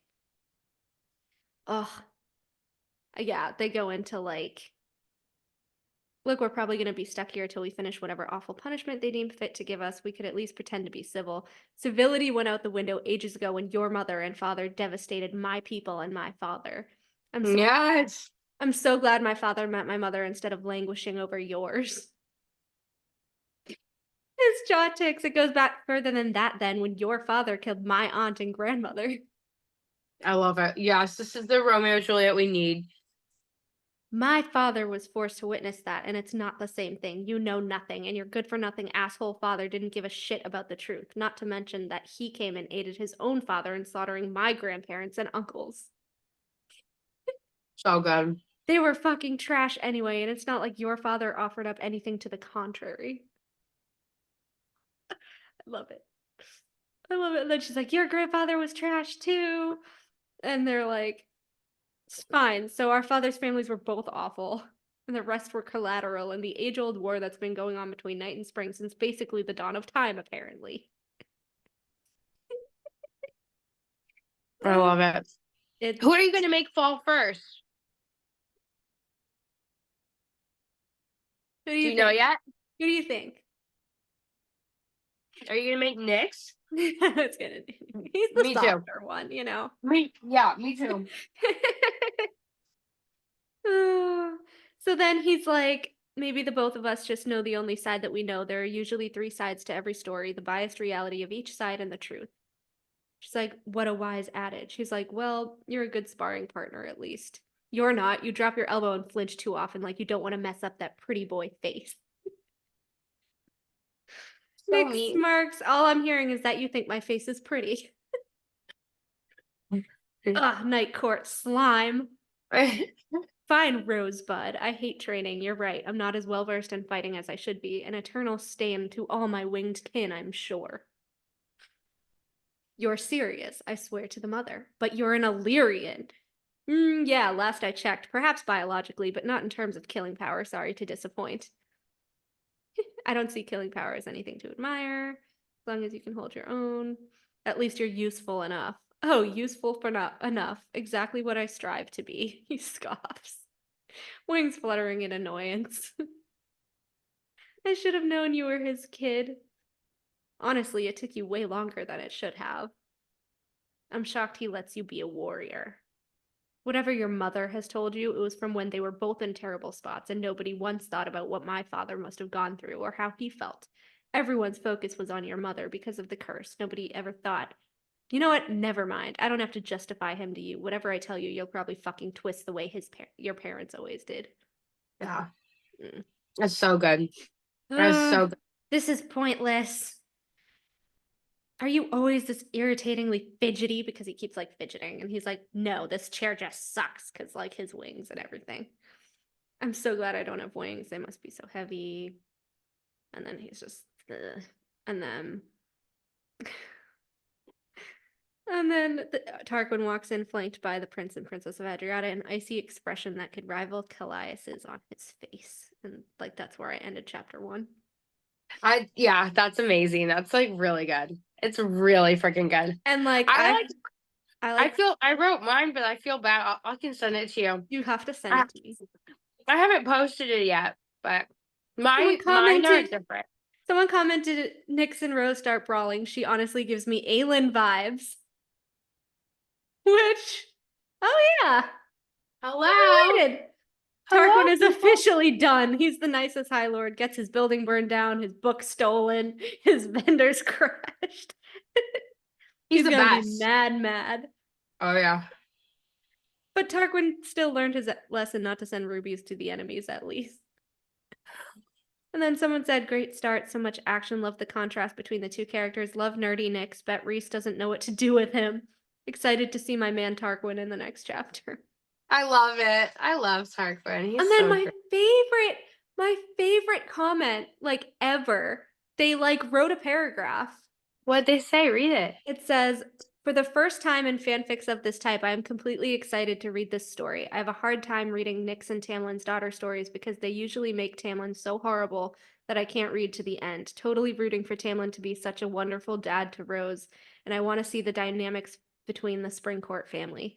Nyx being a complete nerd in a family of warriors must be terrible. He's a child prodigy, the son of 2 super powerful figures who grew up in an equally powerful family.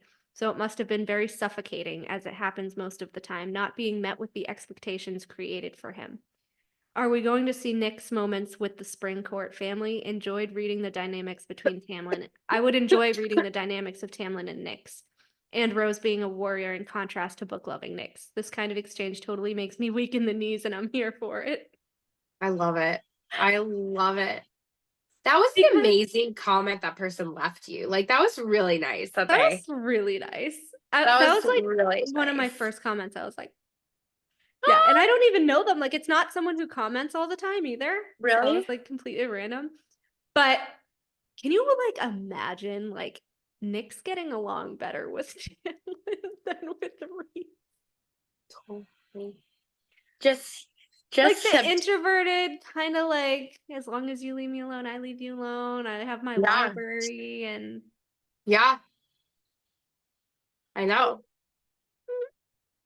I love it though. Like, because the thing that pisses me off is that like Tamlin's an introvert. That's all there is to it. And like that's why people don't find him as like I flashy know. and sexy as Rhysand. He's just, and they're like, he doesn't love Feyre. No, he does. His way of showing it is different. Yeah. Like, you know what I mean? Like He's gonna write literally you like me, like gifts. And yes. And like poems. And like he just quietly says, like, I love you. He's not like Rhysand, who's like this huge presence because he's loud and he's like in your face and like yes. gonna flaunt it. He's not. He's just he's a quiet lover. Like I love it. Exactly. Pisses me off. I fucking yeah, so like my first paragraph was like, in the bustling market of the summer court, Rosamund de Materi navigates through the vibrant stalls, her gaze drawn to the colorful displays of exotic fruits and intricate crafts. As she browsed the tapestries, a figure brushes past her, knocking her shoulder a bit as the shadow of the offender blocked out the path of the sunlight on her face. Watch where you're going. The stranger whirled to her with a haughty smirk, their eyes cold and calculating, and their membranous wings flaring. Apologies, but perhaps you should pay more attention to your surroundings.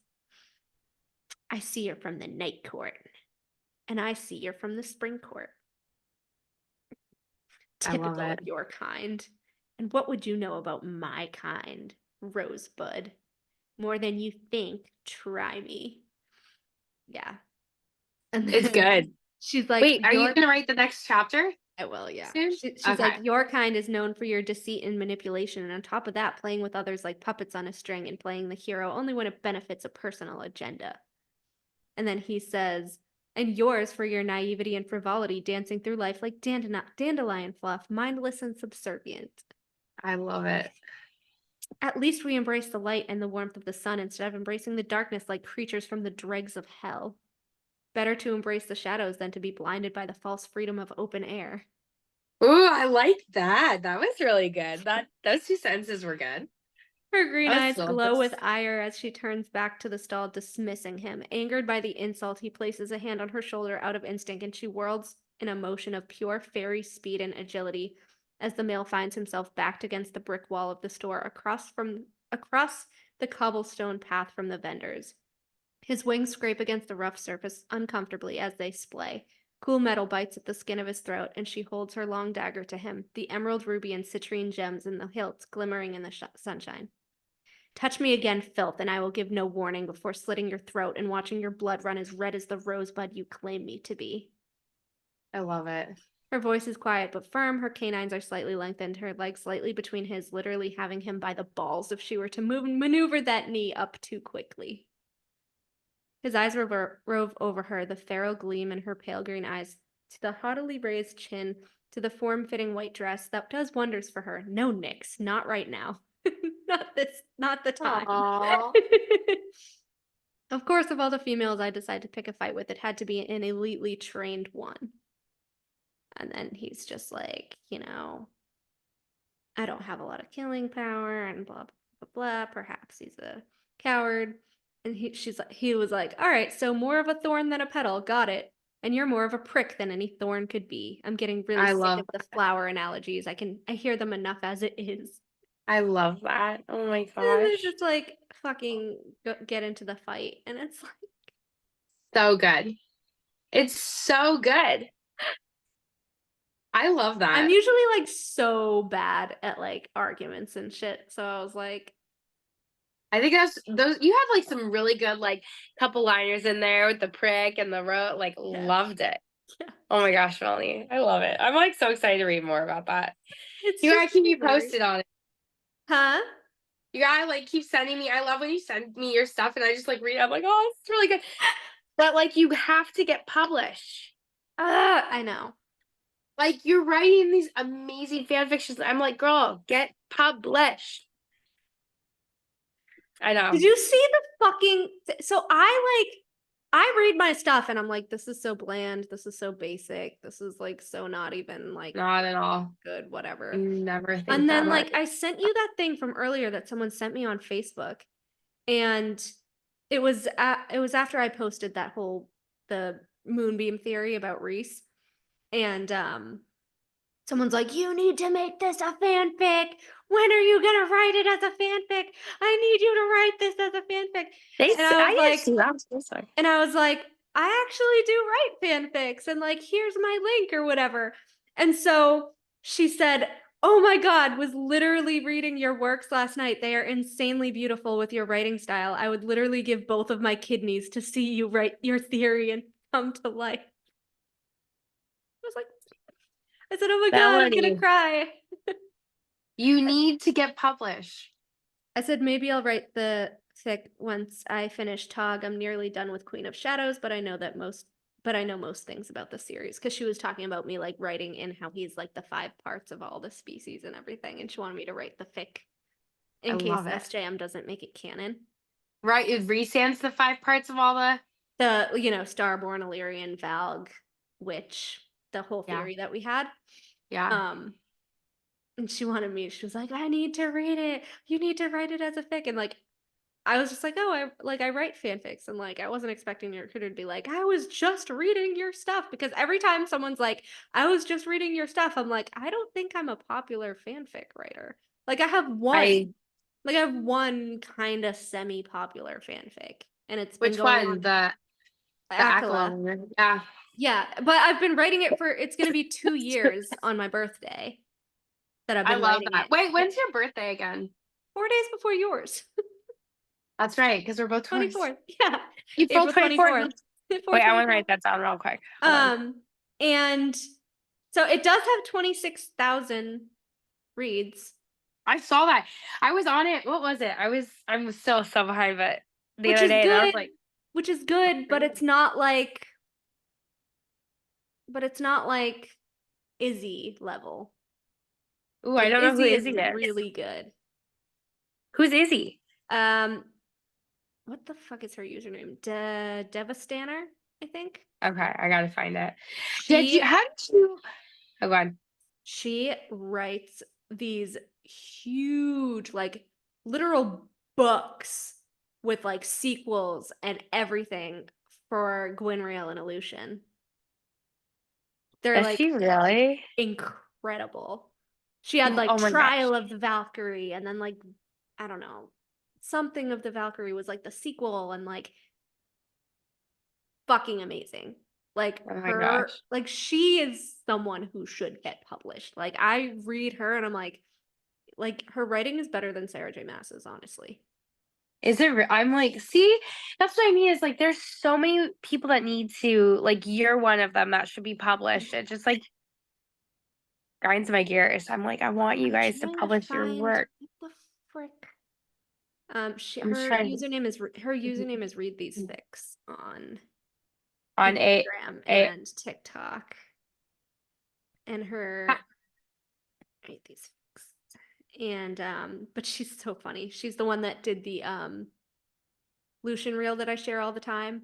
I love it. Like, okay, he might have not have taken a dunk in the magic retinol, but he was still jarred by, having a mate when he thought Jasminda was his mate. That's my favorite video from her ever.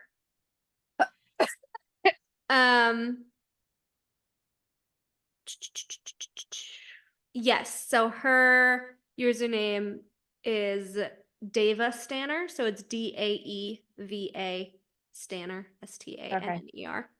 Hold on. And yeah. Can you say that one more time? Yeah. So Daeva. Stanner, Stanner. Like wild. Like all of her stuff is just fucking amazing. I'm trying to log into my AO3 account and make sure, because it's funny because I like keep trying to. Is there a way to like highlight fanfics so you can come back to them or like save them? Yeah, if you have an account, you can bookmark them and.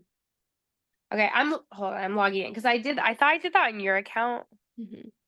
Her new hold one, her newest one that I literally devoured is called A Clash of Tongues and Teeth. And it's Illusion, and it's only 4 chapters, but like I don't have they're saying I don't have a do you not have an account? You could be a guest, but it takes a couple weeks to get an account. You have to get an invite. You have to invite That's yourself. what it says. It Yeah. says get invited. Yeah, get invited. It'll take And then- like a week or so, but You need an invitation. Okay. I have to do, so I did publish chapter 80 of Acola. Good. Finally. It's like Good. already been a week. I feel like time passes way too fast. So I did that one, and I did the first chapter of the Nyx and Rosie one. Like on the same day. And then Yes. or like a day apart. But I have to update, like there's one from last June that I have to update, which is a Queen Charlotte Bridgerton AU with Tamlin and Briar that I literally forgot all the fuck about. I have one chapter left of that one because it ended off with their wedding, and Tamlin's rival, who was supposed to get the Spring Court when he didn't have a wife, coming in his beast form and like trying to kill them all. And that's like where it left off. And I like forgot to update it. So like I have that one to update. It's called The Beast and the Briar. I have A Love So Sordid and True, which was the Rhys and Tamlin's sister one. I have A Court of Strangling Ivy, which is the Andrus one that I have to update. I have the one where the AU where Azriel and Gwen met as kids when his father's house and the dungeon was next to an orphanage that Gwen was in because her family died when she was a kid, and they became friends as little kids and all that stuff. So I have like the childhood friend Gwenriel one to update at some point, and all these fucking fanfics. I have the fucking Solstice one that I never finished. I love it. That I have to update, and I have so many, and like I still have to finish some of the scenes that I started from Hofas, like the insert scenes, which I did a poll. I did a poll, and people don't want the whole book. They just want me to update it as like the scenes, the insert scenes that you can put in. So I have like some of those that I started and didn't finish, and then I still have to do like the Leo the Lion guy one, which I have in my head. So I have so much to update, and then like my book is like fucking finish me, and like my days off every single fucking week. I'm like, I'm gonna get up early, I'm gonna write all day, I'm gonna be productive, and I wake up at like 3:30 in the afternoon, and then my aunt's home at 4, and then we catch up on our TV shows and we order dinner, and nothing fucking gets done. I've been telling you that I was going to put up my new bookshelf for like 2 months now. It's still in the box and near my front door. I have books all over my floor right now in fucking stacks. Yeah. Like I haven't done shit. Like the winter literally takes all of my motivation and sucks it out of my body. I physically can't do anything in the winter. It's awful. It's because it's freezing there, and you're like, I mean, I'm sure I'd be the same way. I would just no energy, no fucking motivation for anything during the winter. I know. So I'm like, when am I going to get my motivation back? Like, because I feel like in the spring and the summer, I like write a lot. Yeah. And then like the winter, I'm just like, I can't think of anything. I don't know what I want to do. Like, and I don't like pushing myself through it because I know that if I push myself through it, then it's gonna kind of suck. It's not gonna be the best. No, you can't force it. You can't force it. So you're doing the right thing with that. Don't worry about it. My mom actually texted me today. She's like, Mikey's senior night is this day if you want to come for hockey. Oh, like, you should go. Like, how the fuck is he a senior? Like, I was just a senior 11 years ago. I like did the math today, and I was like, oh my god, because I read Bride by Ali Hazelwood. I was like, this is so kind of like a Twilight, like like nods to Twilight in my mind. I was 7th grade when I read Twilight. Okay, well, I was in high school when I read Twilight, so, and then I like was doing the math, and I was like, holy shit, 2009 was literally like 14 years ago. I was a fucking freshman. I know. Anyway. You were a freshman? I was a senior. Yeah, 2009. Yeah, I graduated in 13. The best year, by the way. 13.